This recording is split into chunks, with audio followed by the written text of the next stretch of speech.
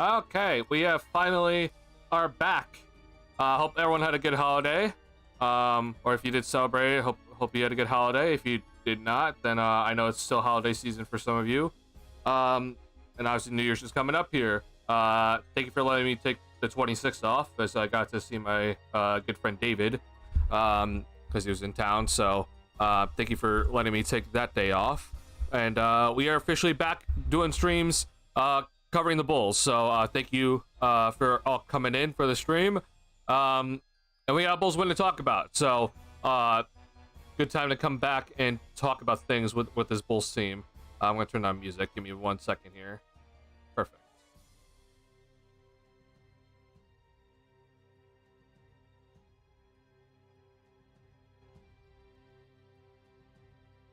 Alright, that should be good with the music, and hopefully it loops like it should, because YouTube's been bugging lately. I don't know why.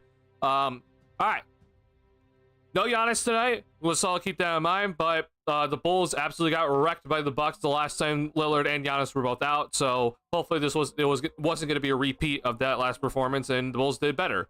47% from three is obviously better. 38% is better for the Bulls from 3-point range, which is, compared to their last time they faced the Bucks, which was 21%. So good. Bulls kept up with the assist. This has been consistent no matter even if the Bulls struggle overall on offense. So this is good to see. So everything honestly tonight was just a really solid overall performance by the Bulls, and it was all led by none other than Josh Giddey with his second triple-double of the season, second triple-double in the Bulls uniform, and very obviously his best game as a Chicago Bull. Giddey came back from the ankle injury, so this was his first game back, and it was good to see that he basically just like picked up where he left off, where he was playing just better overall, and this was obviously a lot better tonight. And we got to see a full display. So this was good to see from Giddey that he came back and seemed like the ankle wasn't really bothering him. He seemed to be moving really well on both ends of the floor, which is the first thing I look at when someone comes back from injury. It's just like, okay, how you moving? And it seemed like he seemed good. So I'm glad he took all the games necessary that he took off, which was 4, just to get to fully 100% before coming back, which is the best thing to do. Don't listen to the Bulls medical staff, which I'm hoping that he didn't. And he came back looking 100%. So hopefully that doesn't give him any more issues the rest of the year. And he just continues to play well. But this to me is hopefully a start of like a vision for Giddey when it comes to how the Bulls can find a way to get the most out of him. First and foremost, the first thing I have to say when it comes to Giddey in this game, defensively, he was very solid. That's the biggest thing for me when it comes to Giddey. It's like these games where he does play well, the biggest thing is that the other end of the floor is that he's actually locked in. I don't need him to be an Alex Caruso defensively, but I just need him just to try. And we saw him throughout this entire game. He was trying on the end of the floor. That's the most important part for Giddey, okay? Because I don't think that we're going to see 23 points from him every single night. So with that said, I need to see effort on the other end of the floor, and he's done that in more recent games where he has played. So that's the biggest thing for me, is that other end of the floor, it looks a lot better for Giddey right now compared to earlier in the year. And honestly, it's just effort. I mean, with him being 6'8", I don't need him. Again, I don't need him to be a defensive stopper. I just need him just to try. Him just trying at least will just give some sort of resistance on the defensive end.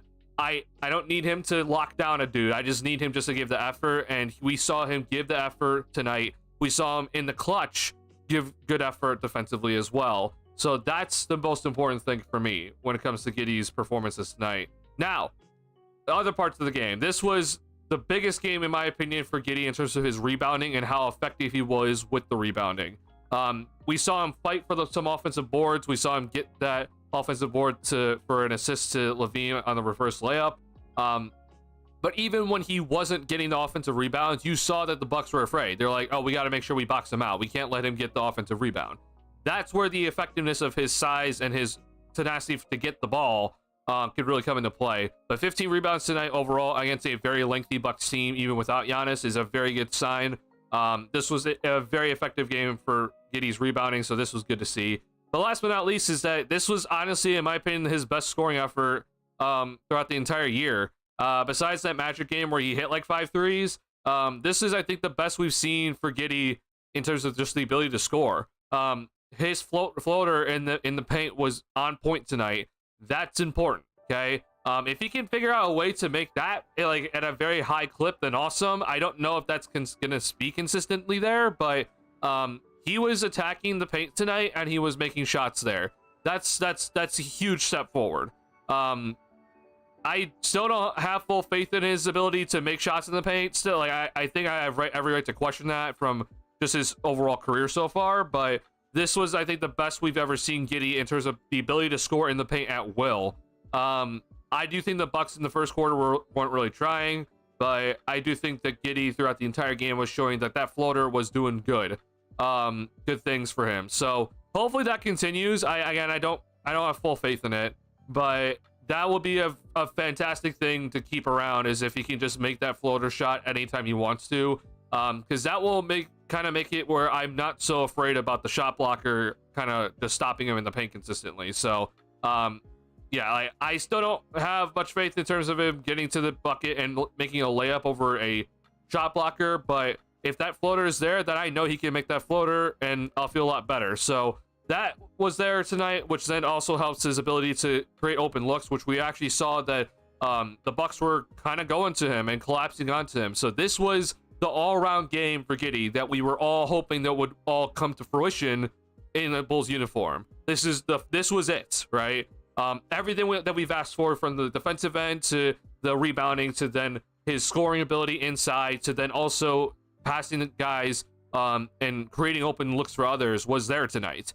Can this be replicated? I hope so. I really do, because if Giddey can do this, then all the hate in the world goes out the window, all my criticism goes out the window, and hey, we're looking at a future point guard that can run this team. But as I think we've all aware, is that this is something that we don't know. Can he do this consistently? I'm not asking for triple-double level. I'm just saying something similar to this. But this is what I hope that we can see from Giddey moving forward. I do think that getting him a little bit more off ball in the half court has done him wonders. And it just allows him to just kind of focus on just look to just attack the basket only if possible, and not try to like run pick and roll sets with him. I think that's really helped them. So I hope that's something that the Bulls continue, and we might have found the formula for him, honestly, because this has been a lot better for him, Giddey, or recently. So big round of applause to Giddey tonight. This was huge tonight for Giddey. So I'm hoping more of this can come. I just don't, I think I have every right to question if something like this can happen again. Or I should say, like, I could Giddey, he will get more triple doubles in his career. Can this happen more consistently though? I think that's just my biggest thing. So yeah, I think we all have that question in mind. Before I move on though, I do want to give a big shout out to Kobe, because Kobe on this channel has been getting a lot of just hate as well, a lot of criticism.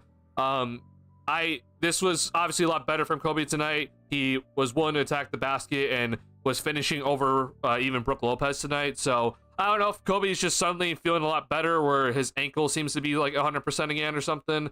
But either way though, this is a more typical Kobe White game that we're used to seeing, right? 9 of 16 from the floor, so we didn't have to really worry about his poor shooting. He only was 1 of 5 from 3-point range, but that's okay. He was 8 for 11 inside the 3-point line tonight. That's awesome to see. So I'm hoping Kobe's back. I mean, he had a pretty nice game in Atlanta. The Bulls didn't win that one though, in terms of scoring wise. So I hope that Kobe is like officially back, and I don't have to be like worried that he's only going to put up like 10 points every night now. So this is good to see. So big shout out to Kobe for looking like himself again.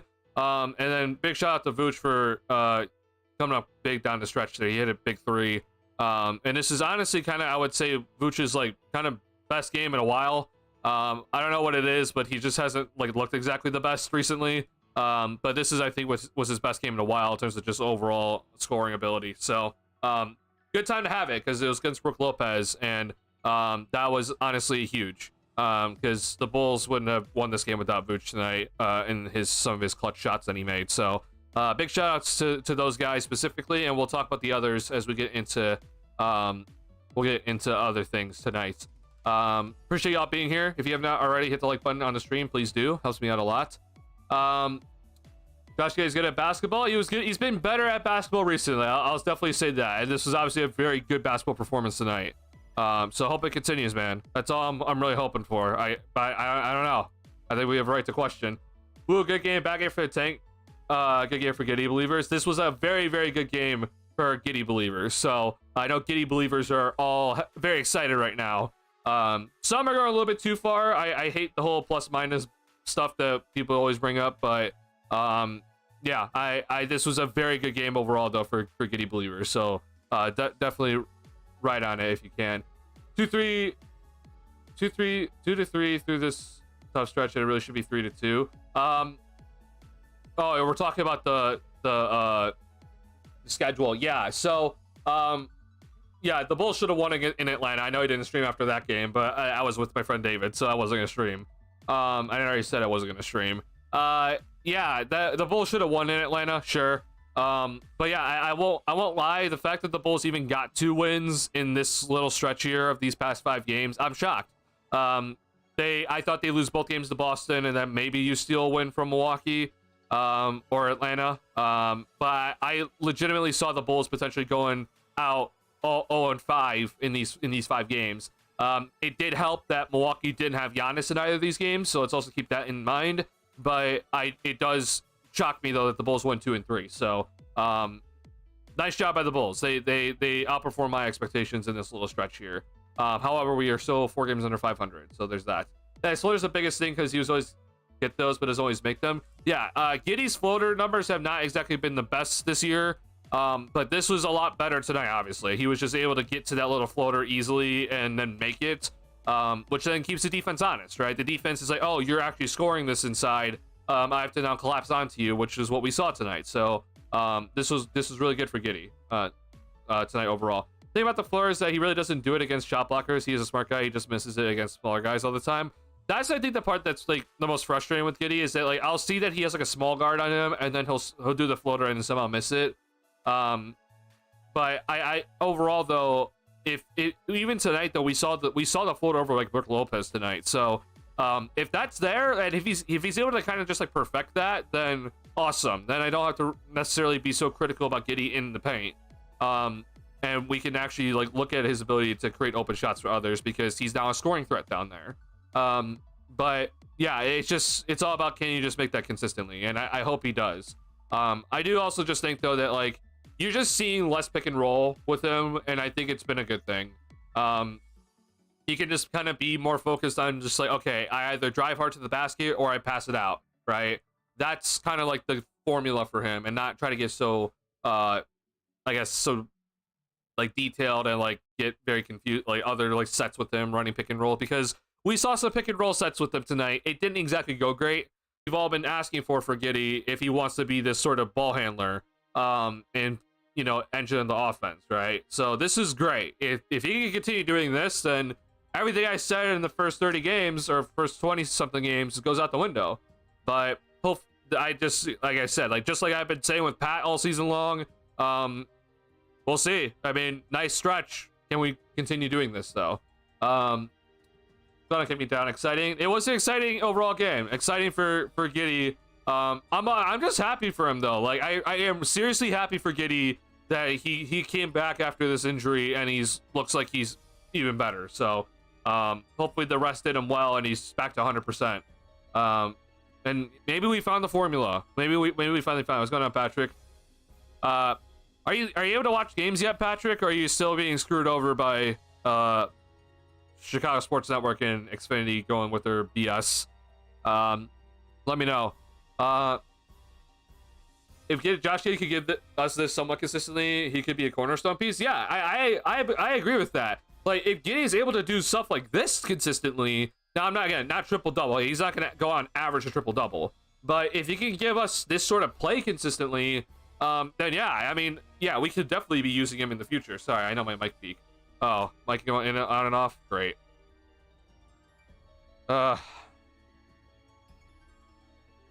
Give me a sec. I know I peaked. I heard the peak, but give me 1 second.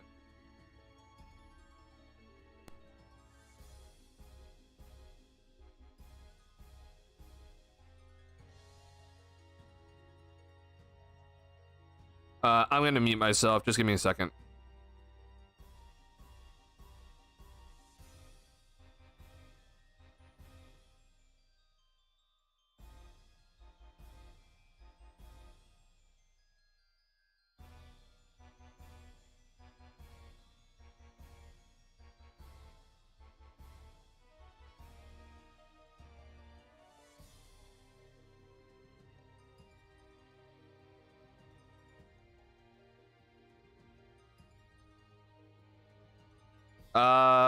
How does it sound now? Is it still going in and out? Because it really shouldn't. I mean, OBS says it's not. All right. Okay, hold on. Actually, give me 1 second.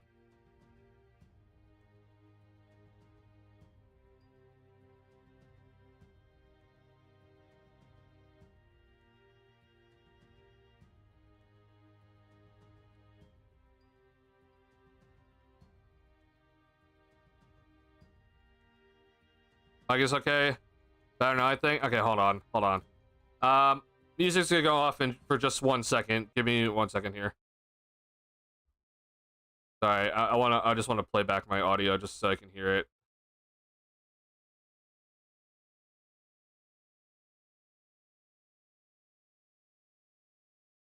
Hello? Test, test, test, test, test. This is just me, by the way. Just listening to myself, so don't take any of this. I know you guys can hear me. Hello? Testing. Okay, I sound pretty good, I think. So, we'll just continue to do with the stream. Sorry about this. My mic has been giving me some weird issues recently, so I'll look into it more off stream and such. So okay, cool. Music's back on now. Give me 1 second, as that's loud for me. Okay, cool.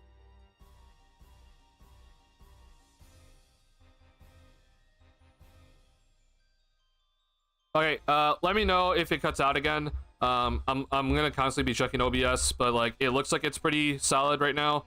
So just let me know. And I've raised my mic, so it's like really at mouth level, so hopefully it doesn't cut out again. If it does, then I'll switch over to my headset. I don't want to do that, but it's my only backup option, honestly, and I'm not gonna use my webcam mic. So just let me know. So yeah, getting back to just what we've been talking about with Giddy, like if Giddy can give me like this sort of level of performances like consistently, again, not triple double. I don't need triple double with Giddy. I'm just asking for like consistency in terms of, okay, I'm scoring effectively on the interior, I'm playing good defense, and you know, making sure that I give good effort. I'm not, again, not defensive stopper. I'm just playing solid defense and just trying my hardest to play defense there on the floor. And I am effectively pushing the ball in transition and getting consistent rebounds on both ends of the floor. Like that's the way you could be an all-around type of player and not exactly always have the ball in your hands and be effective kind of no matter where you're on the floor. That's why I think this is like the biggest like everything like in terms of what we're looking at when it comes to Giddy. Like this is the entire package. So I'm hoping that this sort of stuff continues with Giddy. I think kind of in the half court specifically, he doesn't have the ball as much. I think that's like the good thing. I think that's the best thing that Billy has done for him. And you're kind of letting Levine and Kobe and when he's playing kind of be like the main like kind of initiators on the offense in the half court. But we're seeing Giddy still be effective in the half court by either getting offensive rebounds or setting good screens, or you see him kind of be like that sort of wing player where he catches the ball on the perimeter and drives hard to the basket. Like that's still being an effective player. Like just because he doesn't have the ball in the half court doesn't mean you're not effective, right? It's just about how can he take advantage of it. I still think the biggest thing for him is that he needs to get that 3-point shot down. He hit that clutch 3 in the corner, which is great. Like that's exactly what I want to see from him. We just know that it's like the percentages right now are not great for him at the moment. So if he could get that like consistently down, man, like we're looking good for him as like this sort of Swiss Army knife type player that we can kind of have some interesting ideas with him in the half court set. But then in transition is where I think Giddy looked a lot better compared to, you know, earlier in the year, right? This is the best in my opinion in terms of where Giddy has looked in transition this year. He like even if it doesn't always end up in him scoring or it doesn't end up with the Bulls getting a bucket, it's just that he in transition this time in this game, he was willing to push that ball immediately as he like right when he got the ball, he was pushing it. We saw him get some buckets over guys because he pushed the ball so consistently with it. But then we also just saw like the opposing team's defense, like they're like, oh god, we gotta get back, right? And you see them have to scramble. Like that's what I need to see from him. Giddy in transition, we saw in Oklahoma City, like he can be a very effective player in transition. He just has to be willing to push the ball consistently, and we saw more of that tonight that I think we've ever seen in any Bulls game this season. So that's great for Giddy. It also allows Giddy to potentially attack the basket without a rim protector back there. So he's more of a threat to score, which again will collapse the defense, and he can find open shooters if that does happen. So transition is very big for Giddy. He needs to continue pushing it effectively, but also in control. That's the other part about it. He can't just be like pushing it like just because. He has to pick and choose when it's the proper time to be pushing the basketball. I think he did a perfect job of it tonight. So this is best game by far for Giddy. I am very happy that he came back from the injury and looks 100% moving well, and no lingering effects from that ankle injury, and he put up his best performance of the season so far. That's great to see. That's just overall great sign. And I hope that this continues, man. Like, this is the best case scenario for him if he can just find a way to continue this sort of play. And it'll help the Bulls kind of give a much better sense of direction of what's going to be happening in the future if he's able to do this from here on out. Again, I'm not asking for triple-double. I'm just asking for this sort of level of play from him. So yeah, major props to Giddy tonight. This is awesome to see. Sorry.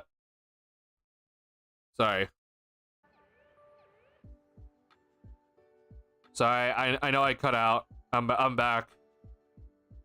Sorry, my internet just dropped for like 5 seconds. Sorry about that. I'm back though now. So refresh, or I guess you wouldn't be able to hear me.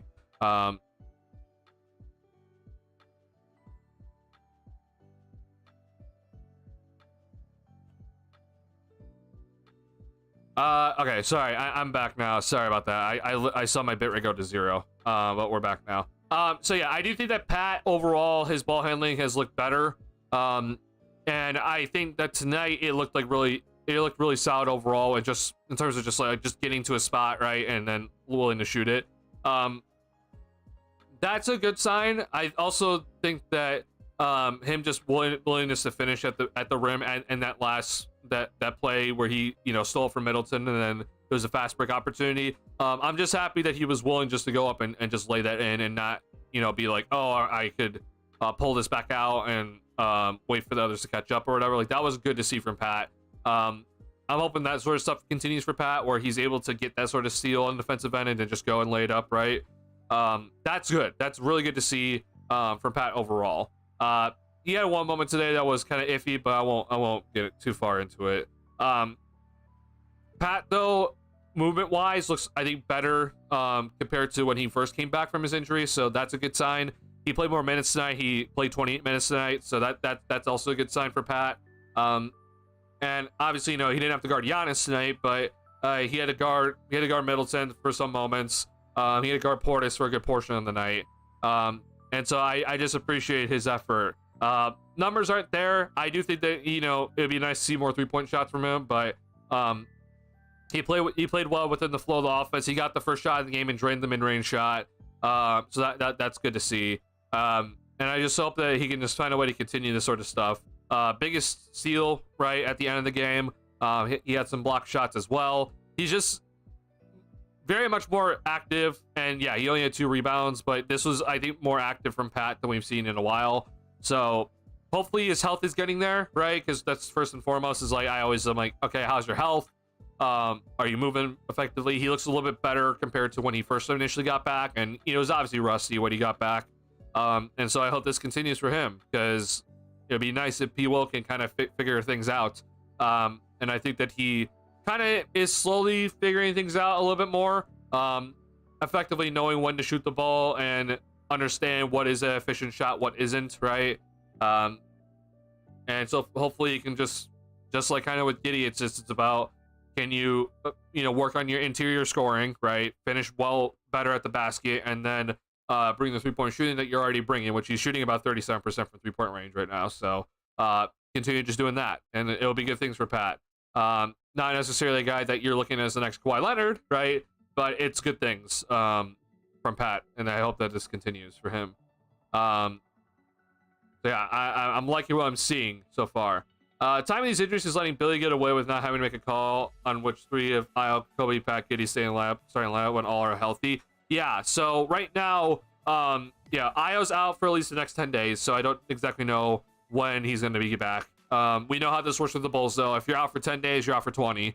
So just expect Io to be out for 20, because that's how things work. So I am happy that Billy doesn't have to make a decision necessarily right now. The one thing that I will say is this: I don't know exactly what the goal is for Lonzo. Now, I know Lonzo also just got back from illness, so there's not going to be a...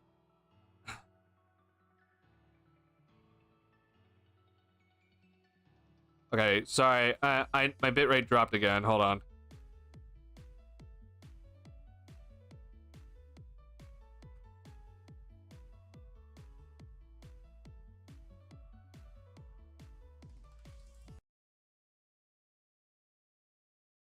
Okay, I think we're back again. Sorry about this. This should not be happening.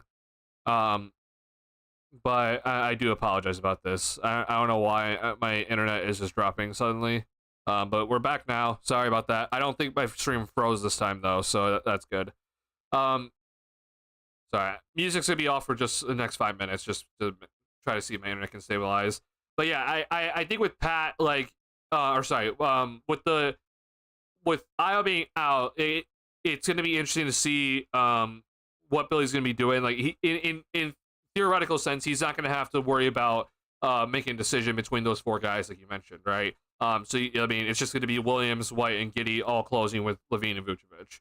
My only thing though is that if with Lonzo, now because I just said, like, I know Lonzo just came back, but like you're not going to increase his minutes just when he just got back, but I'm interested in seeing what they're going to do with him, because if they do increase his minutes to 24 minutes, then I would not be shocked if Billy runs with Lonzo to end games, just because he trusts Lonzo to the fullest extent. I was actually wondering if he was going to close with Lonzo tonight, but Giddey came back with like 4 minutes left. So yeah, that will be the only thing I'm going to be looking at. I don't think anyone else will be in contention to close besides maybe Buzelis if he's having like a really good game. But yeah, I think this will be nice overall, just to see how these, five guys work together. This is obviously the starting lineup at the beginning of the season. So, better play from maybe all of them, right? Pat got off to a bad start to the year. Also Giddey off to a pretty bad start to the season, right? So maybe just overall better play from all of them. We'll kind of get to see like a full kind of look at this lineup again, with Io being out, and we'll see how it works. I hope it works out well. So yeah, I'm hoping that things do better moving forward. Pat could be a nice role player on contending team right now as is. I don't know about nice role player. I think he could be a role player. I don't know about nice though. Like if I'm, let's just say for example, if I know Denver's always just been talking about getting players, but like if I threw Patrick Williams on Denver right now, is he starting? No. Is he coming off the bench though and maybe being a decent role player? Yeah, I think he'd be like a decent role player like for Denver right now, especially for a team that does need like a forward right now that can actually shoot threes. He could be like a pretty decent role player for them. Now let's say for example in Oklahoma City, if I threw Patrick Williams in Oklahoma City, is he going to be a decent role player? Maybe. I don't know. I have a little bit less faith in that sort of situation. So, but overall, though, I think on most teams, I think he could be a okay role player. Nice though role player, like a solid role player. I don't know about that necessarily. But I think he could just be like an okay role player.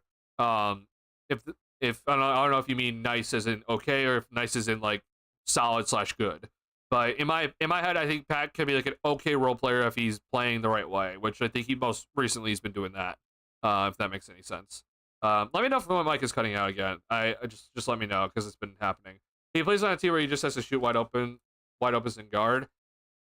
Well, the biggest thing is obviously like who's he going to be surrounded with, and what exactly is he going to be guarding, right? Because if you're going to ask me that, or if you're going to ask Pat to be guarding like specifically like guards, right? I don't think he's going to succeed necessarily. But if you ask Pat to like, hey, can you guard a forward or like kind of like a mobile big, then I think Pat will succeed. Or hopefully will succeed. So yeah, I think with Pat, like, it's just gonna be interesting just to watch, because like he's getting paid kind of starter money now, right? Or it's up to you to decide whatever you think it is. But down the road, it won't be as much. But for now, it is starter money. And what's gonna be the role with him? I'm not entirely sure. I think he's just kind of like, if you had to give him like a grade in some areas, it's kind of just like a B- in a lot of areas. Which is obviously, it's a lot better than, Fs, but and you're better than overall average, but you're not exactly like excelling, right? So hopefully he can kind of maybe upgrade those attributes, but for now I think he can be like a nice, or I guess nice on some teams, but like a okay overall role player for now. But I want to see that if he's going to be starting, especially for this Bulls team moving forward, he needs to get to like good role player, a consistent role player level. Because right now, for example, let's just take the contracts out the window. If a team can trade for Dorian Finney-Smith or Patrick Williams, who are you going to trade for? It's going to be Dorian Finney-Smith. That's just the dead honest thing right now. A team will rather trade for Dorian Finney-Smith than Pat right now. So, just putting that out there. He shouldn't guard small guards. He should guard big guards and wings. Yeah, I agree. Yeah, he needs to be guarding guys that can't like, for example, he should not be guarding Jalen Brunson. Ideally, he's not guarding Lillard, right? He has to be guarding guys that don't have the foot speed to get past him because he's not exactly the fastest guy, right? Just his foot speed. But my internet just went out again, or no, it didn't fully go out, but my bitrate just collapsed. Sorry about this. Okay, maybe we don't have a long stream tonight. I know we're at 10. But yeah, yeah. So just guys, they don't have like the foot speed to get past them. Because we saw Jalen Brunson basically ISO against them and just kind of cook him. So yeah, if he's able to guard like the mobile bigs, right? I think Pat's length and overall size can affect that guy, and he'll keep up with the foot speed overall. Bigger wings, right, or like bigger guards, I think he can also be effective. Would I put it on Luka? Probably not. I don't know if that would be a great idea, but I guess we could try, right? But yeah, like the bigger wings though of the world, I would definitely put him on there for sure, and just have a bigger body, good wingspan, right? Just having like a physical body on that sort of guy is gonna be effective overall, right? And hopefully he can use that to his advantage moving forward, because that would be awesome to see. I know that we've been talking a little bit about like the P. Will and Buzelis like kind of future forward lineup. If Pat can like really anchor down like the perimeter forwards, right? I would love that. Like that'd be great, because then I know Buzelis will handle the interior. That will be like, you're kind of set in stone with your forwards in terms of defensive versatility, right? We haven't necessarily seen the P. Will Buzelis lineup that much, right? But I'm hoping that would be like a really nice forward core to move forward with. I just don't. I just question with Pat, like, can you handle the perimeter guys as consistently? Because like, can he guard a Bobby Portis? For sure. Like, I think Pat can easily guard a Bobby Portis. But can he, let's just say, for example, I don't know about that guy necessarily, but like the Jimmy Butler, like, can he handle the Shea Gilgeous-Alexanders, the Jimmy Butlers, the I guess it'll be interesting to see what they do if they're facing the Mavs, because like, I don't think he'd be guarding Kyrie necessarily, but I guess he'd be put on Luka. But yeah, I don't know about that, but like, I know Pat will be like good against like Michael Porter Jr.'s of the world, for example. Like, that's a very good guy to put him on. And that's good to have. It's like, you just need to make sure that you can have the good perimeter defensive guys as well. So yeah, it'll be interesting to see, honestly. I'll be very interested to see what the forward kind of core looks like moving forward. He will be a B+ on defense because huge wings are popular right now. I do think that does help him, and especially because like we see a lot of times now, like teams just go with like 2 through 4, and like the 2 through 4 lineup is like all big wings. Hence, go look at the New York Knicks. But yeah, I think that would be an ideal situation for Pat moving forward. If like everyone's just going with big wings, he'll be able to kind of play like a lot of different positions then. Feels weird to be done with Black Season series already. I'm honestly, I won't lie, it is weird, but I'm honestly just happy. I'm just kind of happy it's over. We don't have to worry about this team moving forward. We were able to escape Giannis twice, so that's great.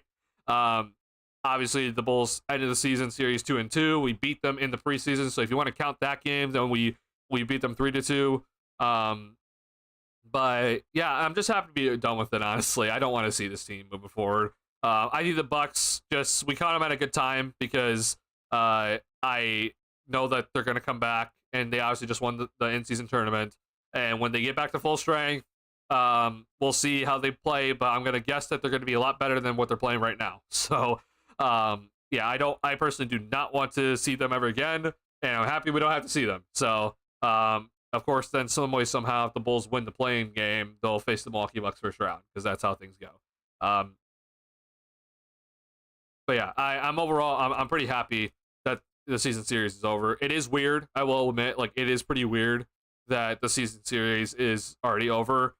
We usually see the Bucks kind of always once late in the year. But yeah, it is weird that it is over.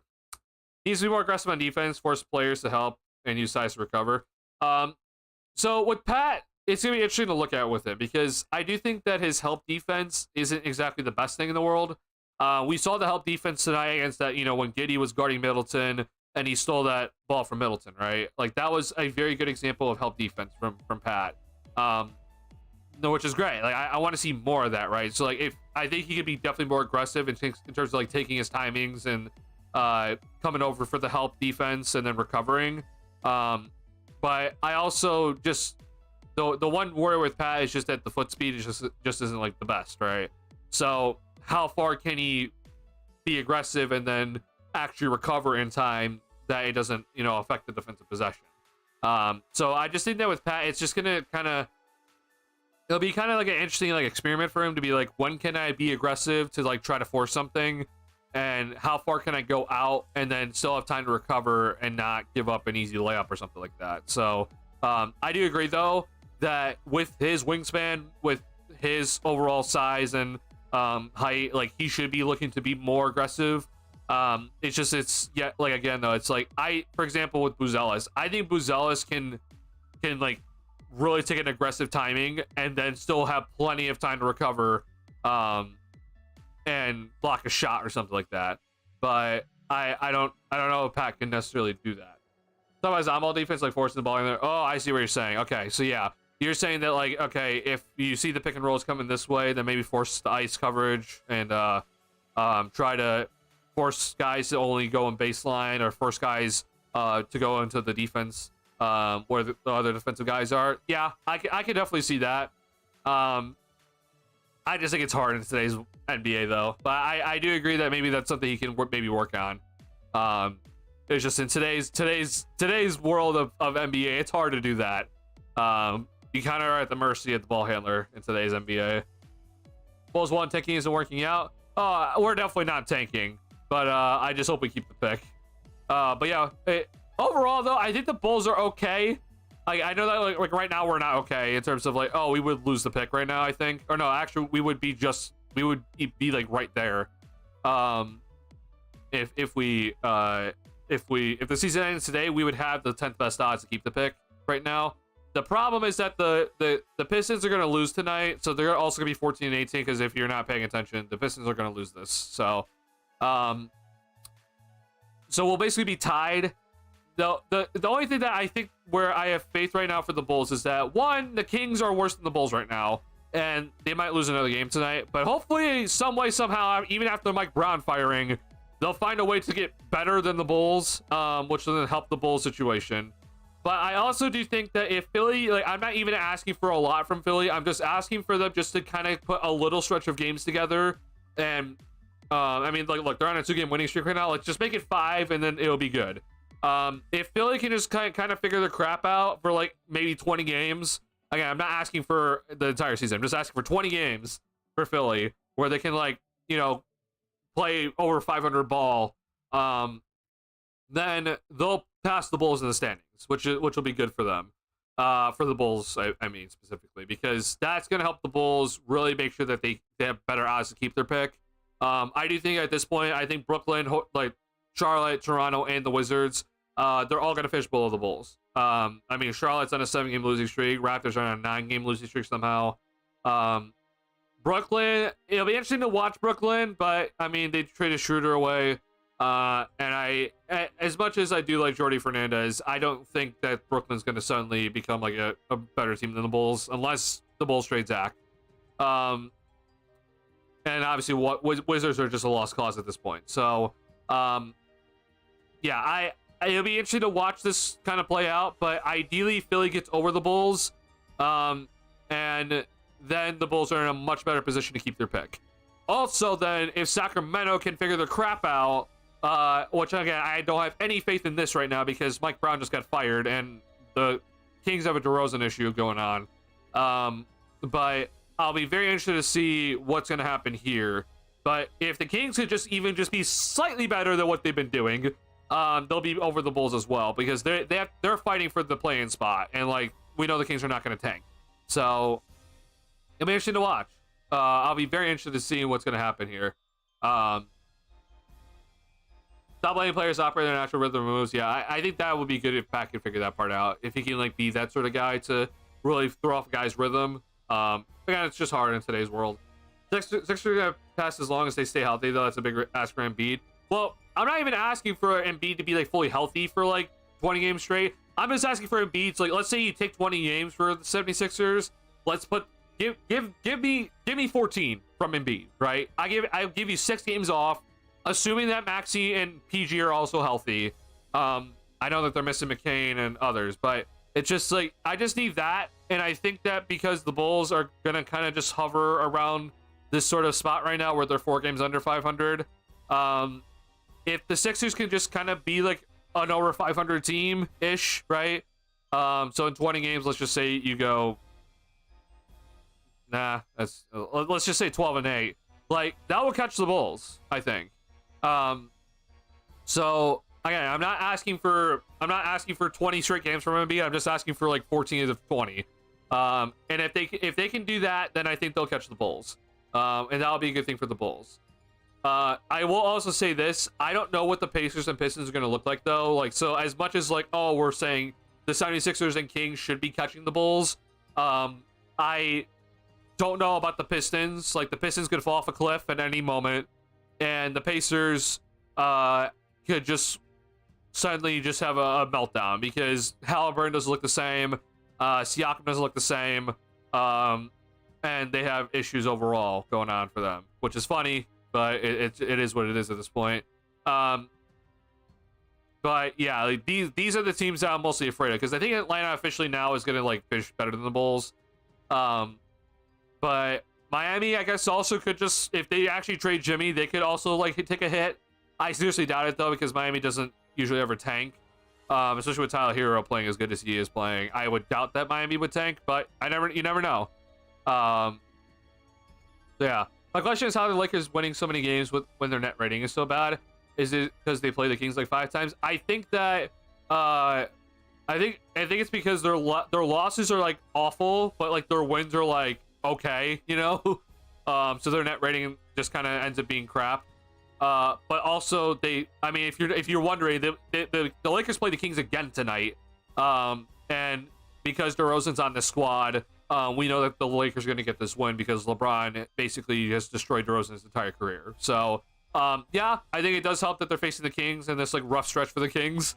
But I do think with the Lakers, it's like their wins are like okay, and then like their overall L's are like pretty atrocious for what we've seen so far. But their net rating so far this year has been -2.5, which that's not too bad for the Lakers. Like it's, if you're wondering what the Bulls are -4.1.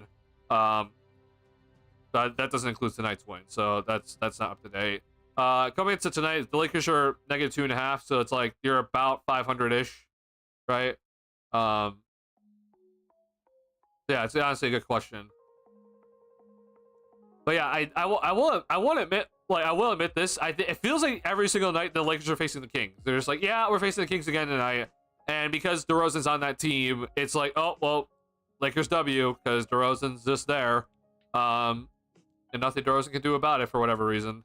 Love the energy software Vucevic defense today. The hustle overall from the whole team was great to see. I think, honestly, tonight was a very solid game defensively for the Bulls. I don't usually ever say this about this team, but I think tonight, like, again, you're going to give up points because you just don't have the physical tools to be a good defensive team.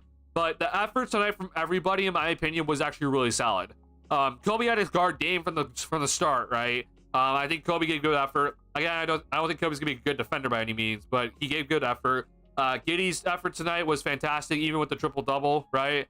I think Giddey tonight on the defensive end was fantastic tonight. And then at the end of the game, we saw even Levine was the guy picking up Lillard at the end of the game. And he was doing a damn good job. He actually slowed Lillard down after Lillard got off to that like hot starts to the fourth. And he was really making Lillard work, which is great to see. So give Vooch credit also on that pick and roll, because he was also moving his feet well off the Lillard Lopez pick and roll that they were running. So yeah, I think that tonight was honestly one of the better defensive performances from this team in a while. And that's good to see, especially after you gave up 140 points to the Atlanta Hawks and a 50-point quarter to the Atlanta Hawks in the fourth. So that's really good to see from the Bulls tonight. Is it going to be consistent? No, because this team just doesn't have the physical tools. But I appreciate the effort. That effort's good to see by this Bulls squad. Especially Zach, especially after the 3 BS fouls in a row they gave to Dame. Yeah, those BS fouls. Okay, so the first one, I agree was a foul. I understand that was a foul. The other two, though, in my opinion, are just bogus. I think that Lillard jumps into, like, you have the right to your space. So it's not like the defender was in Lillard's space before Lillard decided to throw out the shots on the other two. That's the part that bothers the crap out of me. If there's one thing that I can live without with today's product with the NBA, it's the foul baiting, and that sort of BS that Lillard and Brunson and sometimes we see Shea do it, but less. Embiid, Trae Young, and to an extent, like those guys that do the foul baiting, where you're like, oh, there's an arm here, and I'm just gonna jump into the guy and get contact. I can definitely live without it. I think that's something Adam Silver needs to actually take a look into. But it's just funny because the officials talk about it every single year, and it's like, oh, we're not gonna allow it to happen this year. And so like the first 3 weeks they don't call it, and then the mid-November hits, like, okay, we'll call it again. Yeah, I can definitely live without it. It's annoying as hell to see that sort of stuff. Again, I think the first one was a foul. I think Kobe's hand was in the cookie jar. But I just, after that though, where you're basically launching yourself into the defender who has the right to their own space, that's not a foul. It was absolute BS by Lillard, and he won the free throws every single time, which he wasn't getting. But he got it in the last attempt. So, but yeah, I think Levine actually did a good job kind of slowing him down. I've said this about Zach. Like, if you put Zach to be like the off-ball rotate defender, it's not going to work. He's just not going to ever figure it out. But if you put Zach on the main guard or the main ball handler for the opposing team, he'll be a pretty solid option. Again, he's not Caruso. He's not a lockdown, on-ball defender. But I think that's where Zach's at his best defensively, is that he just has to focus on the guy handling the ball. And he'll be solid. He's a solid option there. Not saying he's the best. I just think he's a solid option for that spot. And I think that's where he excels the most defensively. So I like that Donovan did that, and I like that maybe Zach kind of said, like, I'll take him because Kobe was also on the floor, and he guarded Lillard to start the game. But yeah, I think that was honestly the best thing to do, is just put Zach on the ball. And it worked out. And this isn't the first time we've seen this happen, where we put Zach on the ball and defensively it looks a lot better, right? That's something that I think the Bulls need to do more often, honestly, and they've done it more often this year, which is good to see. Sorry about my bit rate. I don't know what's going on. Hold on. I think we recovered. Nope, we're not recovered.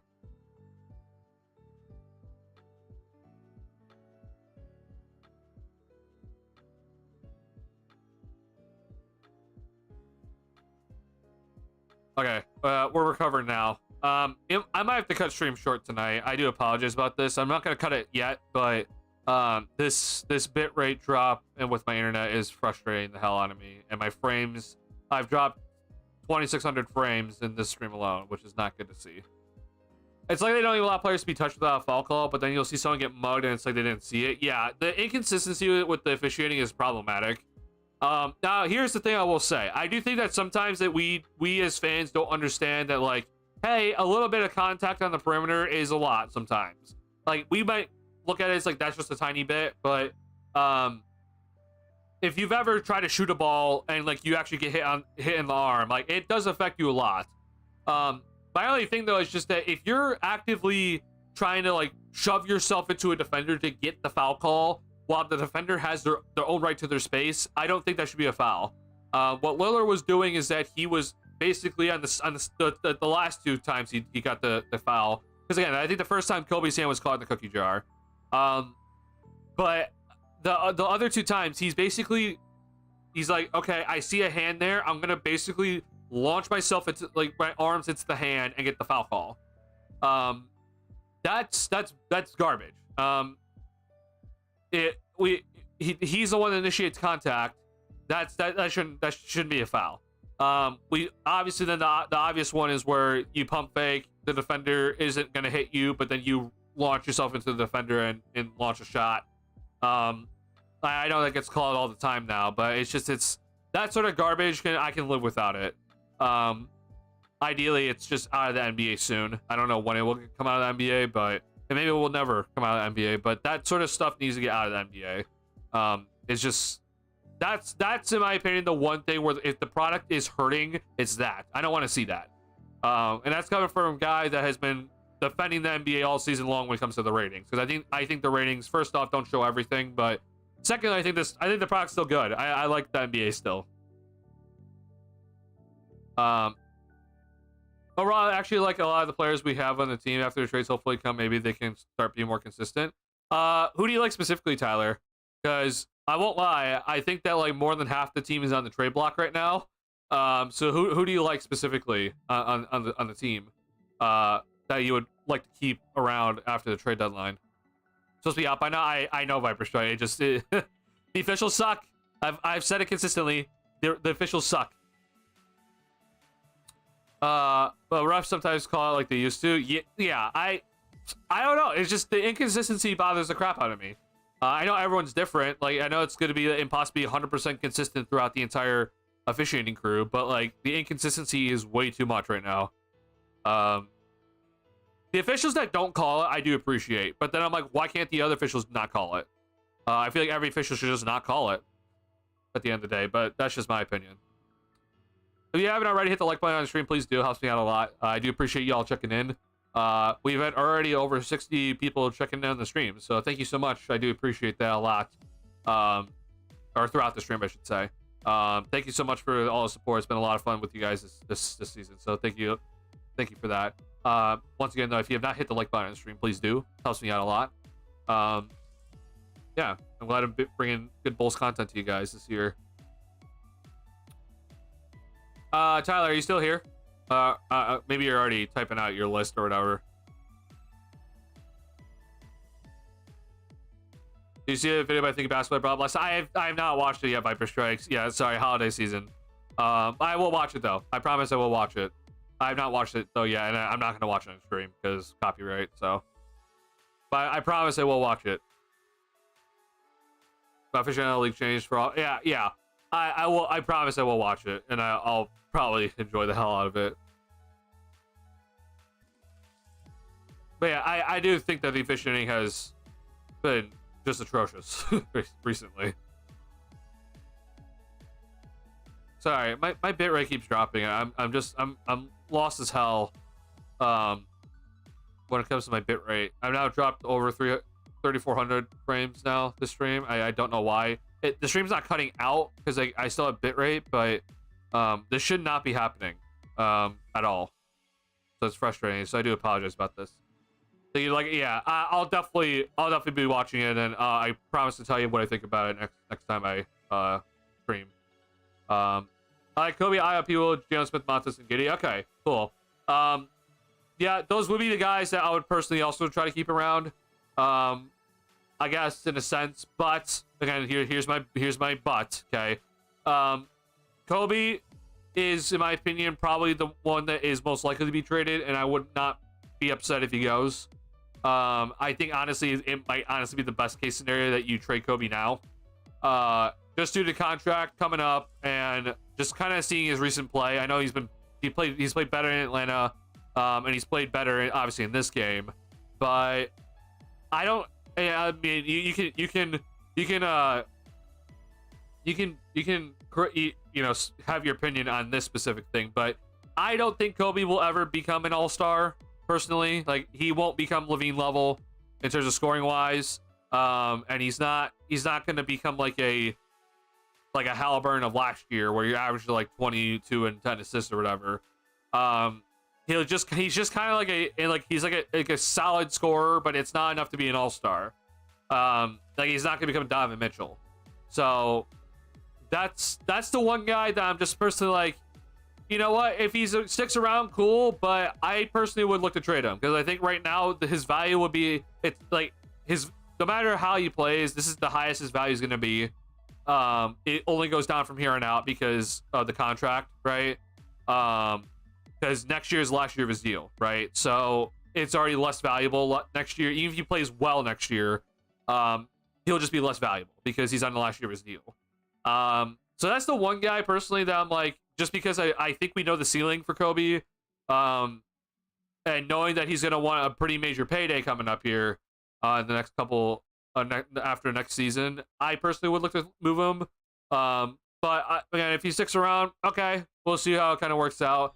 I personally have always talked about, I think Io should be the guy that stays, just because I think Io, with him, I see more two-way potential for obvious reasons. I don't think Io will become an all-star by any means, but I think with Io, the contracts would be significantly less than Kobe, in my opinion. Maybe not significantly less, but just less. So I think that the kind of like the risk versus reward for Io, like paying Io is probably going to be better in that sort of sense, because you're not going to pay him as much. And Io has shown that he can play multiple roles, where he could be either the point guard, the two guard, or come off the bench, right? Or even honestly, for what we've seen this year, he can play the power forward, I guess. So I personally would keep Io. He was probably here to stay. That's not shocking. Jalen Smith's also here to stay for like the next 2 seasons, and then obviously Giddey and Buzell should also be here to stay. I'd be shocked if either of them were moved. Giddey will be interesting to see. He's played better recently, but he also had a really bad start to the year.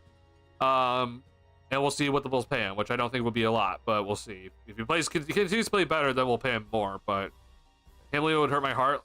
I understand a lot of people would be heartbroken if Kobe is gone, but I also, just for those people, all I ask is, what do you think his contract's going to be, right? Like, do you think he's going to only get paid a certain amount, and that's why, like, oh, we should just keep him? Or what do you actually think his ceiling is? Because in my opinion, with Kobe, I don't see all-star. That's just the reality with Kobe, in my opinion. Which sucks, I understand that, but it's just like, that's just the reality in my head.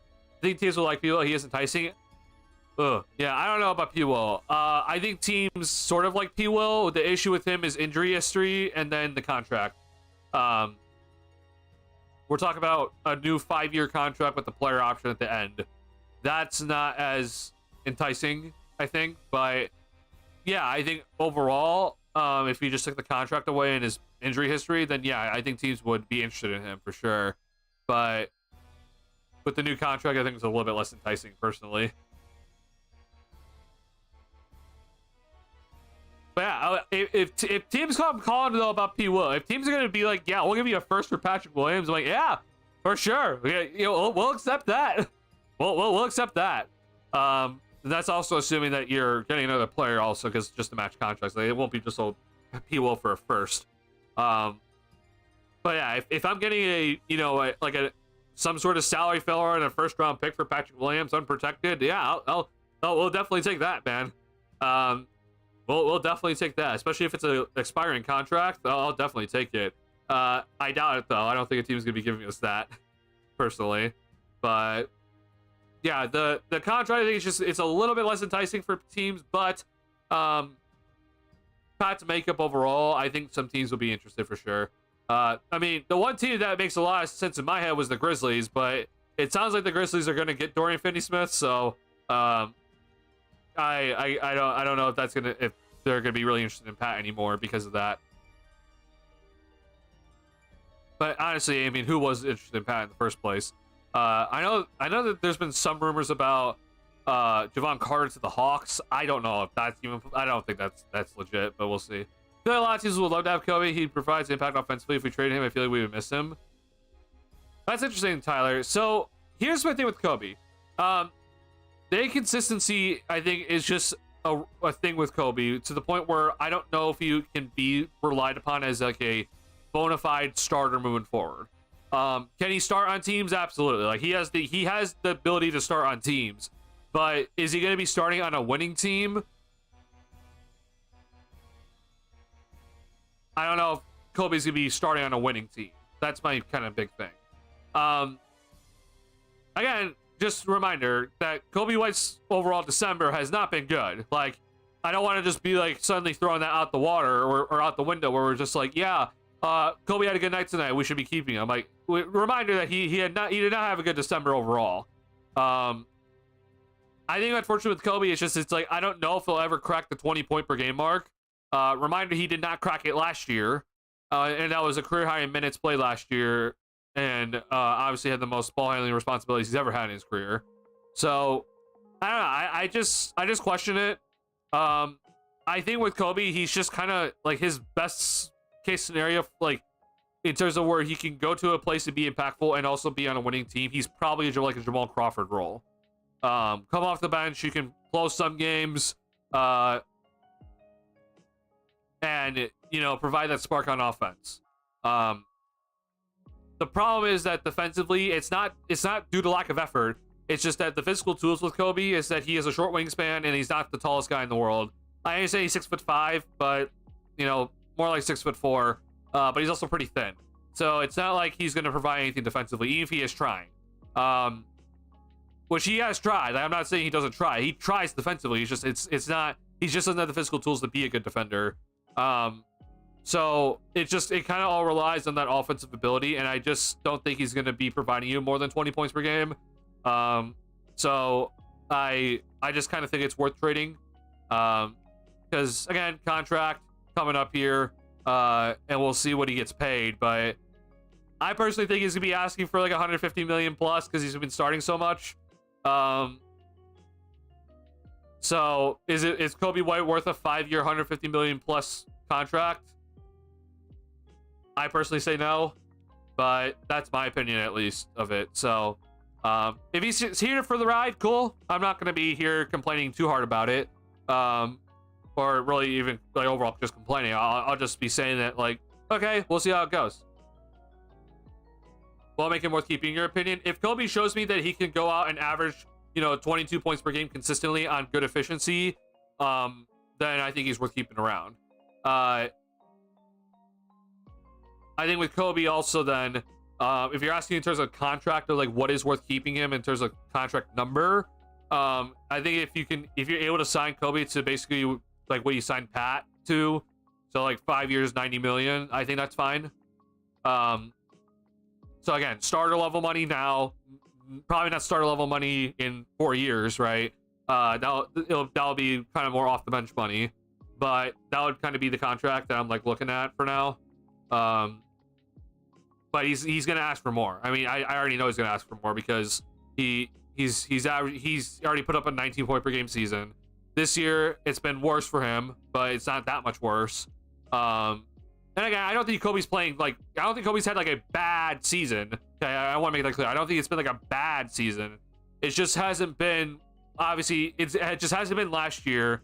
I think people are disappointed because we expected him to get better this year when in reality, I don't think he's going to get much better. I think this is kind of who he is. It was shocking to see that he even took a massive leap last year, but I don't know if he can get that much better after what we've seen from this past year and this year so far. So yeah, I don't know. I'm at least capable of doing it, but he hasn't done it yet, so I get you. Who would you want to keep then? Pretty much basically everyone you said. So yeah, I'm keeping Io. So the guys that I would, if I like the no matter what, unless obviously no one's untouchable. I want to make that clear. Like no one's untouchable. But the main guys that I would prioritize keeping is Buzelis is number one because he was just drafted for obvious reasons. I think Io's a main priority to keep because I think he'll be cheaper. He provides the two-way potential, and he's just like a nice rock just to keep around. And honestly, if he could be like your starting shooting guard of the future, where he's averaging like 16 points per game and bringing good defense, great, awesome. I think that'll be a good thing to have.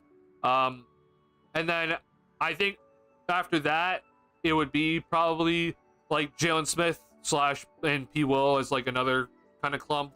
I think P. Will is just kind of here to stay no matter what. If someone's willing to trade for him, cool. We'll trade Patrick immediately, but I don't think it's gonna happen. Jalen Smith is a guy that I would also just kind of like to keep. He's not our starting center in the future, but I think that he's a nice key kind of guy to have off the bench. Maybe starting 4 in the future. We'll see. I doubt it though. And Giddey is here to stay. I'm not like a big Giddey fan by any means, but he's here to stay. I would not throw him in my category of like we must keep him, or like, you know, I would prioritize keeping him. But hopefully he can change my mind about that. The other guy I would look to keep is Julian Phillips. Personally, I like Phillips a lot. I know that he's had his ups and downs, but just in terms of physical tools, he's a guy that I think will look really solid as he gets stronger and kind of rounds out his body and just kind of works on his game overall. With Phillips, the interesting thing with him is that I know the three-point shot is not looking great. He's shooting 32% from the field, but his overall shooting though from certain spots is actually like it's been overall solid in his career so far. This year though, I mean, if you look at his corner three-point percentage, right, he's shooting 40% from the right corner three, and then he's shooting 36% from the left corner, right? The problem is the above the break three for him is that he's only shooting 423, which is 17%. So pretty much though, if you would wipe away this, right, the above the break threes, Phillips is shooting basically 38% from three-point range, right, from the corners. So instead of it's just kind of like a different way to look at it, right? So instead of me saying, oh, he's only shooting 32% from three-point range overall, which he is, right? But if we wipe that away of the above the break three, and I say, hey, did you know that Julian Phillips is shooting 38% from three-point range in the corners on over 50 attempts so far? I think we would all be like, hey, that's pretty damn solid, right? So I think with Phillips, he has that sort of potential moving forward where I'm like, yeah, I would like to keep him around personally, and see what he can maybe become. He has the physical tools to be like a really nice overall, like role player that can guard multiple positions and be potentially a defensive stopper. What's going on, Rob? Appreciate you checking in. Well, you started ready from the beginning, so probably won't make any counts, so I'll be like, thanks for the stream. I appreciate it, Rob. Yeah, go. Vada is always up, so appreciate you watching. Thanks a lot. Getting said Postgame out with Billy about doing more on defense 10 to 12 games ago, and I feel like there's been notable shifts since there's absolutely been a notable shift around Giddey's defensive effort. Again, I'm not asking for anything spectacular from Giddey defensively. I just want effort. And he's done that. So I do sincerely appreciate Giddey giving me that. That's good to see. That will just make Giddey just a lot more valuable overall too. Here with you with Phillips, I feel like he has room to grow. Yeah, Phillips overall is just like first and foremost, the verticality is insane with Phillips, so that's enticing. He is just so skinny though. I mean, he's 6'8", 198, so the length is there, size is there, verticality is there. It's just about, can you round out the rest of your game and, you know, score in different ways in a sense. Is he a starter? I don't know. We'll see. But he's a guy that can play either the 3 or the 4 right now. It's just that if he gets stronger, he'd be able to finish better in the paint. And then if that three-point shot can just ever figure out a way to be consistent above the break, then you're looking at a really solid player immediately. Defensively, I think he's already really good with his hands. He just needs to have better timings overall, and when to actually like try to swipe at something. But yeah, I like Phillips overall. I mean, this is his second year. I think he's already kind of made some nice strides this year, and I hope that continues for him, because he's a guy that, I mean, only 21, like just turned 21. I'll be very happy if he kind of turns into like a really nice role player off the bench, or, you know, really solid role player off the bench. I hope that continues, or that does happen for Phillips. He's still a project. I'm not saying it's easy, excuse me, but he would be a guy I would look to keep around. He's also on a really cheap contract, so that's also there. I sound like Jerry Reinsdorf. I'm so sorry. I don't mean to sound cheap, but it's just something that we always have to look into. Yeah, quick look into the salary cap stuff for the Bulls. So this is this year. Here's next year. So I mean, we'll see if Zach is here next year, but just keep in mind, like, Lonzo comes off next year. No Torrey Craig. Giddey. Are we back? All right, I think we're back. Sorry, I do apologize. My internet's been crap. But I did see that we froze for a second, so I do apologize about that. Okay. We'll be cutting stream short soon. Okay. Sorry about that. I do apologize about my internet tonight. It should not be doing this, but it's frustrating that it is. I'll be looking into some things. I also know my mic has not sounded the best tonight, so I'll be looking into that. But stream will end soon. I do apologize about this, just due to my internet. Hey, Magugla, thank you for checking in. We're just talking about who we would personally be keeping moving forward with this Bulls team. Like, who, if you had to pick like a handful of guys to kind of just like prioritize keeping, no one's untouchable, but who would you be looking to keep moving forward as we kind of approach trade deadline and, you know, decisions to be made? And we were just talking about Julian Phillips just recently, because I think personally we should be keeping Phillips moving forward. But quick look again, just this is the big year for the Bulls. So projected cap for the 2026-27 season is 170 million. Okay, this is something that I think needs to be reiterated because people have been talking about the Bulls don't have enough to keep both Kobe and Io. I don't know how that's possible. I think they will have plenty to keep both Kobe and Io. The big question is, like, do they just use their cap space to sign free agents, etc.? So if that is the case, then yeah, you won't have enough to keep both of them. But if you don't, then you should have plenty to keep Kobe and Io. But just so you guys understand, this year's salary cap is 140 million. There's a new TV deal coming in next year. Okay, so the projected cap space for the 2026-27 season is 170 million. So that's a $30 million increase to the salary cap alone, which means that the luxury tax also increases by 30 million compared to this year, right? But in all due respect, I actually think that the salary cap might be bigger than 170 million in 2026-27. I would not be shocked if it actually is the case, but we'll see. But that being said, though, the biggest things is this. Okay, Vooch is gonna be a free agent if he's still on the team, which we'll see. Kobe's a free agent. Io's a free agent. Javon Carter comes off.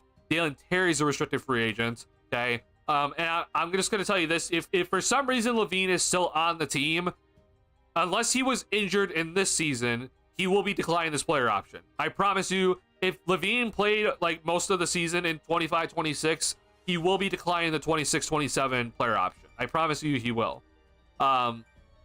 Unless, obviously, like, unless he gets injured or he has like a really bad year. If he just has like a solid season, he'll be declining that option. So the Bulls will have a lot of money to work with. Now, this is not factoring Giddey's new contract, okay? So take this into account. So I don't know how much it will be, but it's not, in my opinion, it won't be worth more than 20 million a year. So so add an extra 20 here. But even if that is, even if you add the extra 20, it's not even that much still for the Bulls. So they'll have money to work with this year. Whether that's to, you know, re-sign some of their young guys or to actually go out and get some other players. Like this is the year. This would be year 3 Buzelis. This is year 4 Julian Phillips, right? So like this would be the year. But if you're wondering though about like some of these guys as their contracts, like Phillips was signed to a very cheap contract, thanks to one of the new rules, which was that you can sign second-round picks to 4-year contracts now, using your mid-level exception. So thank God they were allowed to do that. Or sorry, you're allowed to sign second-round picks to an exception, not with the mid-level exception, but just an exception. So the Bulls were able to do that with Julian Phillips. So good job with that. And then Io was also on a pretty cheap deal, but he got the new deal. But here's Giddey's restricted free agency cap hold. This is something just keep in mind. I don't think Lonzo's coming back personally, but we'll see. But yeah, this is just kind of the outlook. So it's like, who's going to be kept through here, is what we were kind of talking about. My opinion, I pick Montes, Phillips, Io, and Terry possibly. Okay, yeah. So keeping the trend of both Buzelis and Phillips with me and Tyler, I would definitely be keeping those two for sure. Like Buzelis and Phillips are absolute mainstays in my opinion. And then yeah, I would also personally keep Io. I understand people want to trade him. I mean, if he gets traded, I will probably be more sad about that than if Kobe will get traded personally, just because I think Io has that two-way potential. And I think he'll be cheaper. But yeah, I would also try to keep Io around, and Terry possibly. that's interesting. I mean, we'll see what the Bulls do with Terry after the 25-26 season. Overall, Terry's been better this year, but there's just been some plays with Terry where you're just kind of like head scratching.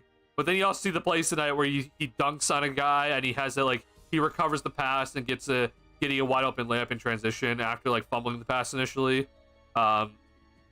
If Terry can figure out his jump shot and finishing ability and be an actual like effective player on offense, then great, awesome. Because we know he can do defensively, but yeah, I don't know. Terry will be interesting to keep around if we do keep him around first. But yeah, I don't know.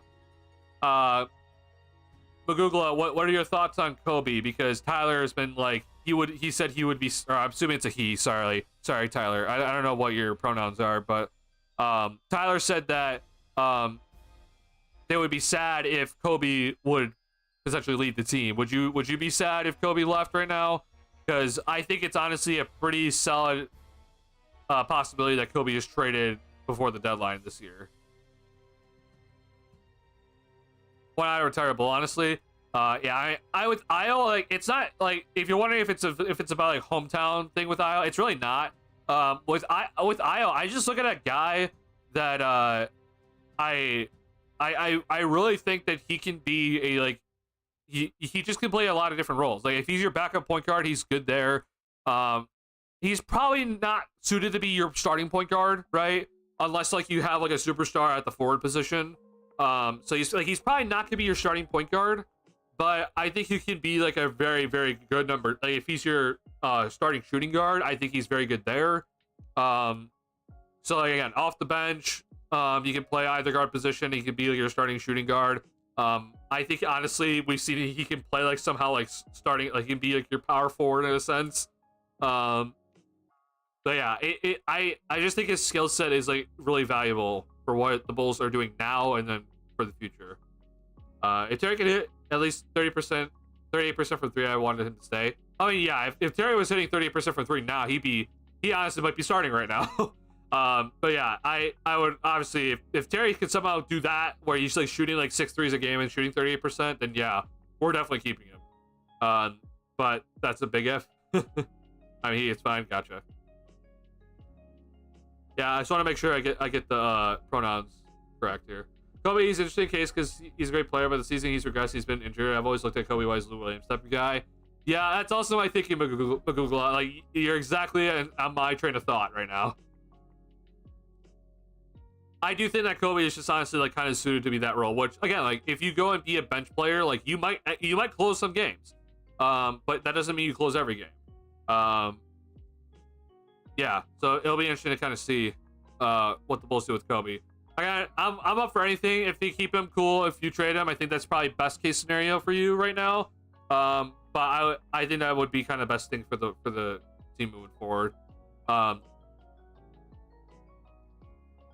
But Kobe has time to prove me wrong. Like if Kobe's able to go on like a stretch here, like from now until February where he's averaging like 26 points per game or something like that, then yeah, I'll shut my mouth and we're keeping him. But one, I think it's hard if Zach is here and Vooch is also here. But two, I just think that due to his contract with it only being $12 million and being cheap right now, I think other teams are gonna want him. Just because the lack of trade options that are out there right now, I think that a team's gonna want him in some way to come off their bench and try to be a spark plug for them as they try to contend. Will you matter happy with trading? I'd feel neutral. Gotcha.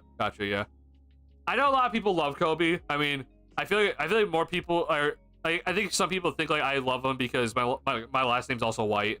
But I mean, I always just look at players of just like I just look at how they play, their potential and everything. I might be short-sighting Kobe's potential, but I honestly think that we just kind of know who he is at this point. Reason why is because he's been on the team for a long time. We have other young players that show progression early compared to Kobe. Who specifically are you talking about? Because I know Phillips has shown progression, right? I guess I don't know if you can count Giddy, because I think overall Giddy has kind of regressed this year, but he's been better recently for sure. And we'll see about Buzelis. I think Buzelis will look pretty solid. Would you trade Kobe to the Spurs for our pick plus salary?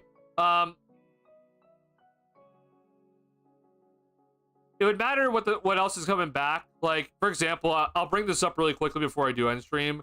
Actually, hold on. Let me just bring this over to the side monitor just so I don't accidentally leak something. But there was this trade from Bleacher Report, which was pretty. I will say it was pretty ridiculous overall. Like it honestly, to me, this was a head scratcher by whoever made it, because it made no sense. But I'm just gonna kind of use it as like a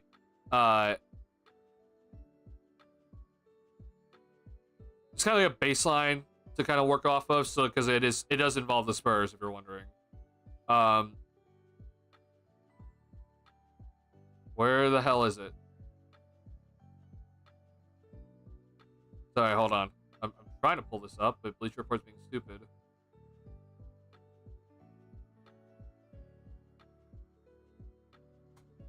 Sorry, Bleacher Report keeps cutting out on me. I don't know why. It's a white page for me. Okay, there we go.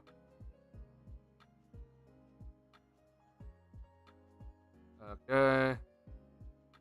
Scrolling. Sorry.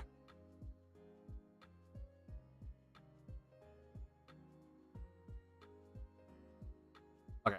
Oh. Come back. No, I just had it and it went away.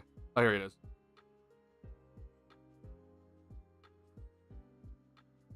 Okay.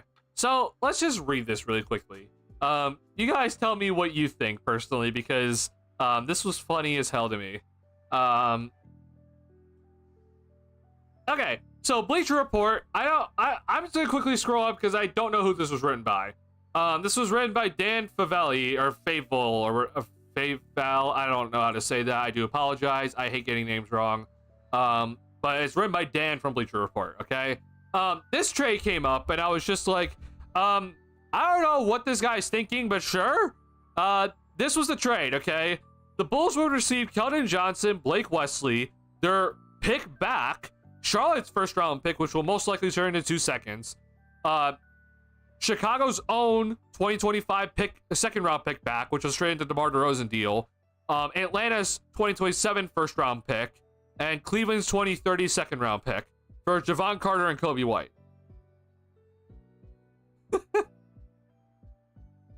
I was just like, what? If Arturas Karnisovas got offered this right now, he better say yes, hang up the phone, and send it into the league office immediately, because that would be an immediate yes. Like that would be an absolute steal for the Bulls. Okay, I would be very, very happy if the Bulls got this for Kobe, and also they're taking Javon Carter off our hands. Like I'd be very, very happy if we got this. Okay. Now, let's be real, you're not getting this for Kobe. There's no shot you're getting this for Kobe. So going off of the idea, though, of like the framework of salary filler plus you get your own pick back, if the salary filler is Keldon Johnson and Blake Wesley, then yes, I would definitely be doing this trade. I don't know what exactly San Antonio's look of Keldon Johnson is right now. I personally like him still, but I also am aware that the Spurs have Vassell. They are probably kind of looking to move off some of their other guys right now that they don't really see as part of the future. But I would personally take Keldon Johnson if they're looking to actually trade him. So I know that he's been kind of brought up in some rumors, but I'm not too sure about what. So I know with Johnson, like, you know, his contract is, it's not huge, but it is a chunk of money. And he's under contract for the next you know, couple of seasons here, so, you know, maybe Spurs might look to move him. If this was a salary filler where it's Keldon Johnson and Blake Wesley, and you get the Bulls get their pick back, then yes, I would absolutely be doing the trade.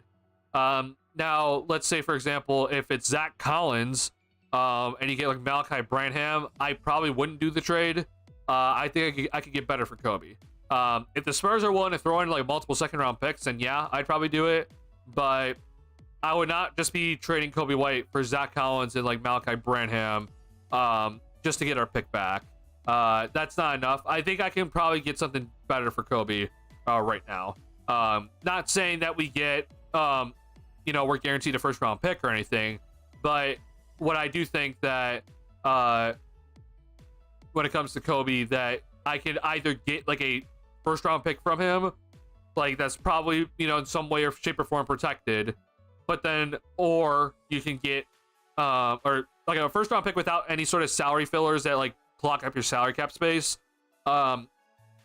or you can get maybe some like young player and like some seconds, for Kobe right now. But I don't know. Maybe I'm wrong with how I gauge the trade market, but just because of it, how cheap he is, I feel like he's gonna be a little bit more valuable in that sense. So I personally would, yeah, we'll see. But for what I said, if I get offered those things, I would do it. But again, everything has its own personal context, so I can't just be like overall general, like, yeah, we'll do this. Why the why the F would San Antonio do that? I don't know why San Antonio would do this personally, but we could read into this, I guess. Dealing the 24 Kobe White is not popular concept among Bulls fans, and I get it, but his value will never be higher than it is right now. Basically, what I said, when he's on a cheapo contract that runs through next season. Keeping him would be one thing if there's a shot in a hell he'd extend off his current deal. He won't, which yes, he will not be extending off his current deal. Now, is there a chance that Kobe hits unrestricted free agency and then comes back to the Bulls? Yeah, there's always that chance. But in terms of will he sign an extension off the current deal that he's on? No, there's no shot. He will not be signing an extension off the current deal he's on because he can only get a certain amount of money off of his extension, but because it's so cheap, he can't get that much money, right? I don't know the exact rules, but I believe it's 140% of your last salary, which is, so 12.8 times 140%. It's not that much of an increase. Hence why he's not going to sign an extension with us. So you go on. Cashing out now makes sense, especially if you're regaining control of this year's first rounder. As it stands, the Bulls may outperform the top 10 protection. Even if you think that changes, the current obligation to San Antonio runs through 2027 and lose their top 8 protection, which would, this is also the big part about it. If you told me that we get our pick back, I personally, I do think it is like, well, I'd have to see everything, but it is something to really consider because, let's say that if you don't get your pick back, but let's say you keep your pick this year, then in the 2026 draft, your pick is now it's only top 8 protected. So you might still give a pick to the San Antonio Spurs when you probably don't want to, right? That Atlanta first rounder also remains the hottest draft pick commodities floating around the market, which, yeah, I understand that. Tack on a comic perimeter player, making reasonable money in Johnson, a speed demon flyer on Wesley, a bunch of seconds, and a chance to get out under Carter's player option. And his package is a viable starting point at worst, which is so funny to me because it's like, why the hell would San Antonio do this? I personally don't think this is a starting point. San Antonio is not the type of team to go for broke on the trade market, which is true. This isn't that. It lies somewhere in between. White is young enough to fit the Victor Wembanyama timeline, good enough to help the Spurs win now, and experienced enough off-ball to play alongside Stephon Castle, Chris Paul, and /or Trey Jones, which that is true, but there is no way in hell San Antonio is doing this trade. But, yeah, I mean, if I get Keldon Johnson, Blake Wesley, and my pick back, then yeah, we're definitely accepting that. If I get Zach Collins and Malachi Branham for my pick back, maybe not. Maybe that's not enough. But I guess if it's like, let's see, if it's only Zach Collins and I get my pick back and I get a second, I think I'd probably do it. Maybe. I'd have to look into it a little bit more, but that might be worth it. I don't know if that's even physically possible just due to the money right now, which they're... Oh, they have tax space, so they'll be fine. At this point of the season, what's your value on Matas? In my opinion, Buzelis has done exactly what I needed to see from him in his rookie season already. So that's a very good thing. I want to make that clear. I say that as a good thing, not a bad thing. Basically, this season for me, when it came to Buzelis, I just wanted to see him effectively move within the offense well, be ready to shoot the ball whenever it's given to you on catch and shoot opportunities, space the floor properly, right? Understand spacing on the offensive end, because Buzelis in the G League, like, he had a lot more on-ball opportunities, right? When he was with the G League Ignite. So I really wanted to see from him this year is like, okay, well, I know that you have some on-ball skills, but can you be off-ball? How will you play off-ball? Can you be an effective catch and shoot three-point shooter? And while his percentages don't exactly look amazing, Buzelis has shown me that he effectively moves within the offense. He understands spacing properly. He shows that he can shoot the three ball with full confidence at any time, pretty much at will. And he gets that three-point shot off pretty easily. Catch and shoot three-point opportunities he's done really well with this year. Again, percentages, again, I'm not, it's not amazing, but I think he's done a really solid job so far, showing me that, hey, this is something I can do. That's all I really wanted to see from him this year, honestly. Like, I appreciate that he did that, what he's shown so far this year. And from an offensive standpoint, I'm excited for him because he has already shown me that he has full confidence in his shot.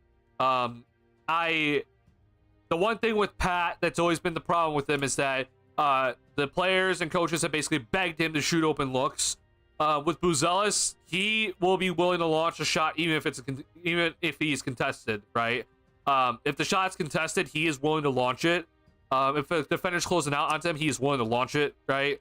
No hesitation, no second thoughts, no catch and think, right? Which is what I always say when it comes to Pat. Pat is the main culprit of the catch and think club, right? Buzelis doesn't have that. He is flat out like, I am shooting this with full confidence, and I love it. Even let's say you airball it, I just like the fact that he's shooting with full confidence. So in terms of offense, he has basically shown me everything I need to see from this year already. Because those were my questions for him coming into this year. Now, when it comes to defensively, he has shown me what I was kind of expecting from him. I knew he was going to be a good shot blocker. Like, that was the one thing that I said when I watched his highlights and scouting him. I said that I knew he would be a good shot blocker. Like, that was the one thing I was like going to find, like, this is his best thing on defense. He's done that. He's shown that when guards get that first step on him, he recovers effectively and can still block the shot. But then he's also shown me when he's the help defender that he can come on over, change a shot at the basket, or deter a shot at the basket and force a kick out, and he still recovers effectively on the kick out situation. He has already shown me basically everything I also want to see in terms of what I want to see this year defensively. Now, moving forward, though, I want to see moving forward just some more on-ball opportunities, which, you know, whenever Zach gets off this team, that will probably happen. And I want to see him kind of being like some more pick and roll opportunities, whether he's the ball handler or he's the screener. That'll kind of be my next step for him, is like, how does that work for you in terms of half-court offense? Because you've already shown me that in the half-court offense, you can be an effective catch and shoot three-point shooter, good floor spacer, good cutter. So just continue doing that for the rest of the season. I'll have no complaints whatsoever. Then obviously the next step is, you know, getting stronger, finishing better at the basket. But he gets that shot off really, really easily. He's, you know, his height helps. His standing reach probably also helps too. But overall, I'm very happy with what Buzelis has shown me, both ends of the floor. I think then obviously, again, moving forward, it's just about getting stronger and, you know, just kind of refining some things and then getting your on-ball opportunities whenever that time does come, and see how far can you go in the offense towards your on-ball ability. Because I don't really know how much he's going to be able to show on ball, but I'm excited to see what he can show me. And I don't need that to happen now, by the way. Like, just that's going to come down the road for him. Yeah, the corner three-point shots could be better percentage-wise, but I can live with this so far. He's actually been shooting pretty well above the break. I did not know that he was actually shooting this well above the break so far this year. I thought he'd be a better corner three-point shooter, but good. This is good. These are overall those solid numbers. I'm overall really happy to see this. As you can see, all of his threes made this year have been assisted, which is good. That's what I want to see. And he's showing that he can knock them down. So that's gonna be an effective thing moving forward that he's gonna need. It's minor, but any thoughts on the Stewart Miller two-way swap? Honestly, it is minor, but I do appreciate you bringing that up. I was shocked to see that they let DJ Stewart go. I personally do not know who Miller is. I have not done any scouting on him, so I'll tell you more about Miller the next time I stream. But I have not had the time to kind of do any scouting. I was at work when the news broke, so yeah, that was kind of shocking. I like DJ Stewart. Now it's interesting because people are like, some people are justifying it, saying like, well, I mean, Stewart's was not gonna get any playing time here anyway. Like, there's no reason to keep him. That doesn't make much sense to me because it's like, I agree he won't get any playing time here, but if you're a rebuilding team, to me it doesn't matter roster construction. To me, it just, all that matters is that you just accumulate as much young talent as possible. If they happen to be all guards, fine. They're all guards. I genuinely do not care that if you have like 10 guards on your roster in a rebuilding situation. Now, I understand the Bulls are probably not rebuilding, so maybe that's the reason why they did this sort of deal, right? But yeah, I personally, it's right now, I can't give you like a full, detailed analysis of it, but I don't really know who Miller is, but I do know that he's like 6'7" or 8" and has like a lengthy wingspan. So I'm intrigued by him. I'll be interested to see some stuff from the G League from him, but I'd have to do more research before I give you like a more definitive answer about it all. All I'm gonna say is that I'm just shocked that they let Stewart go. Stewart was having a really solid season in the G League so far. Good 3-point shooter. Was really showing you to be like a nice ball handler. And then out of all people, so they decided to keep Sonoga, which makes a lot of sense. Like, I mean, I think Sonoga has a future in this league. And they kept EJ Liddell, which I think is the more confusing thing for me, because I understand that people think Liddell has potential. I just really haven't seen too much from him. I know he's had some games in the G League that have been nice, but I like Liddell still. I'm not saying that I don't think he doesn't have potential, or like I don't like him. I like him, but I guess I would if there was gonna be a move like this, if you're gonna bring in a similar player to Liddell, I just assumed that Liddell would be the guy to go. But that's not what happened. So I don't know why they didn't do that, but it is what it is. Do you have any thoughts, AV Breeze, on it, or anything you can tell me about Miller that I don't personally know yet? Because I don't really know too much about Miller, unfortunately. So you might know more than me, honestly, when it comes to Miller.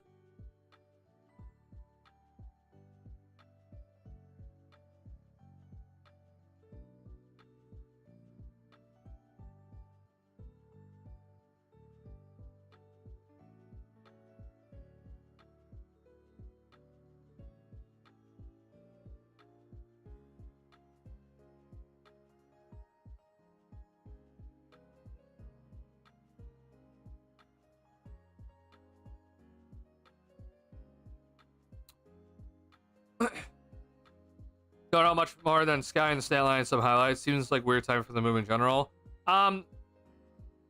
It's not the weirdest timing because like there's gonna be some teams soon here that have to kind of pick up some players. And the showcase is going on, right? So because the showcase is going on, this is kind of when a lot of teams are kind of watching the G League. So like if you do like a guy and you think he might get picked up, this would be kind of the time to do it, right? So there's that, just to keep in mind. Yeah, I'll just leave it there. Some highlight. Okay, yeah. So this is Emmanuel Miller. Bulls signed him today, and they waived DJ Stewart. So this is, if you're wondering, two-way spots. The Bulls have three. The three were Dama Sonogo, DJ Stewart, and EJ Liddell. But you're only allowed to have three, so they signed Miller to a two-way, and they had to waive DJ Stewart to get Miller on the two-way. So I'll do my own scouting on Miller. I don't personally know really anything about him right now, so I can't really give you much of an answer. I'll have more for you guys next stream about Miller, because I just really don't know anything about him, and I haven't taken the time to look. So really quickly though, so with Miller, let's see. So he was on the Dallas Mavericks on an Exhibit 10 deal. Looks like to start the season. So training camp. This is basically training camp deal. If you ever see an Exhibit 9 or 10 deal, it basically just means training camp deal. So statistics though, he has no statistics so far, just the NBA statistics. So there's that, and so yeah, we see that he was waived by Dallas at the beginning of the season. So he was brought on to the Dallas training camp, played through preseason, and then was waived when the season started, when roster cuts were needed. So that's where he came from overall. I'll quickly just before we end stream here, I'll quickly look up some G League stats for him. Miller stats. Okay, so we're quickly. This is his college stats that I have up on my screen. I know you guys can't see it just yet. Can I get something like this, please? There we go. All right. So here's his college stats, which he went to high school prolific. So there's that. 5-year player. It looks like TCU. So here's his last year. Yeah, I mean, if he brings good 3-point shooting and good length, then hey, I'm all for it. Let's see here.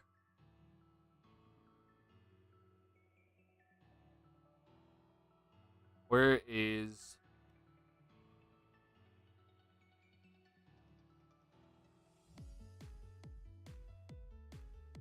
Let's... Okay, sorry. I'm trying to navigate the G League website, and it's very hard to navigate. I do apologize. Okay, so let's see. Regular season. Oh yeah, okay. I forgot we're in tip-off. Okay. So here's his stats so far this year in the tip-off tournament, which is like is this showcase? I never remember, but this is kind of like showcase, right? Or it's like right before showcase, right? So here's his stats overall on the season. Sorry, I'm just gonna really minimize chat here so you guys can see this nicely. And of course I minimized it too much, so now I can't move it. Good job, Duncan. Okay, there we go. So I mean, he's averaging 18 points per game, 37% for 3-point range on 6 attempts, which that's good. A steal per game, 8 rebounds, and a block per game too. So yeah, I'll just be doing more scouting into him.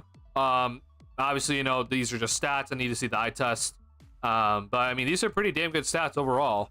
So yeah, I like what I see stat wise. I mean, I like the 3-point shooting. It looks like he has good length, effective length that he's using, and good rebounding. So obviously he's not going to be averaging 37 minutes in the NBA, but seems like he has some tools that could be useful. So he'll just be added to the Bulls, Windy City Bulls now.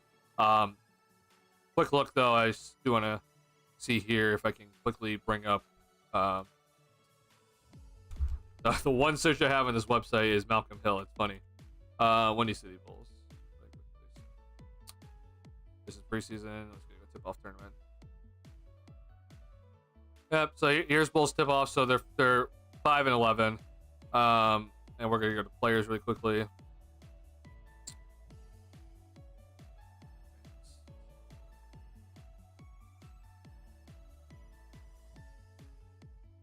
Oh, that sucks. We're not able to sort by team. I guess that really sucks. 1 second. Let me just quickly bring up the All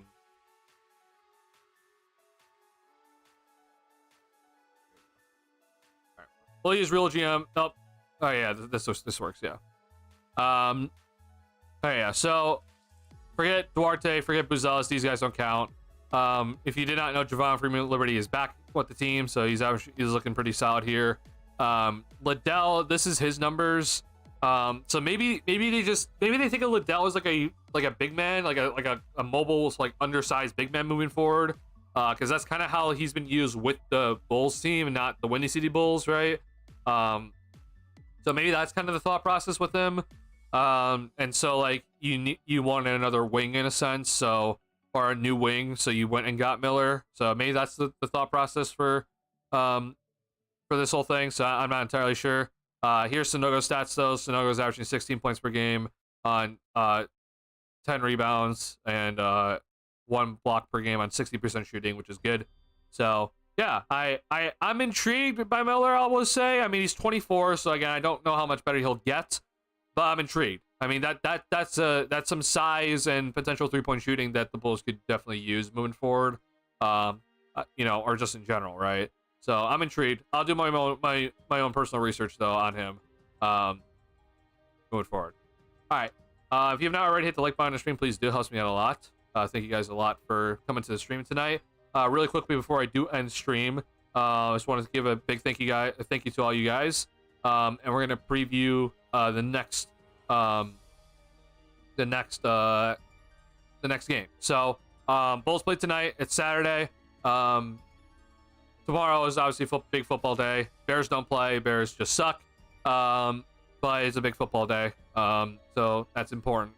Now for the Bulls next game, they'll be playing on Monday against the Charlotte Hornets. So I'm going to assume the Bulls should win this, but we've seen crazier things. The big news though is that the Bulls are on the road, and the Bulls have just been a significantly better team on the road for whatever reason.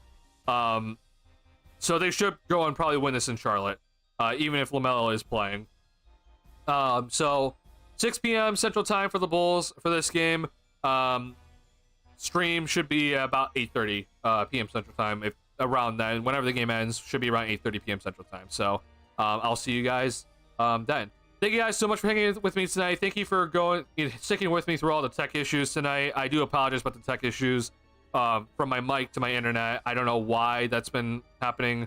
So I sincerely do apologize about that. But just want to say a big thank you to all you guys that stuck through with the stream tonight. We had over 86 viewers that came in to the stream tonight. So thank you so much for checking out the stream, taking time out of your Saturday to come and watch me. So thank you guys so much. I truly do appreciate it. Thank you for hitting the like button if you did. Helps me out a ton. You have no idea how much that does help me. So thank you guys so much. And just once again, just a big thank you to all you guys for making this such a fun thing to do. And I hope you guys are enjoying the streams. I'm enjoying this a lot personally. So I hope you guys see my enjoyment and enjoy it as well.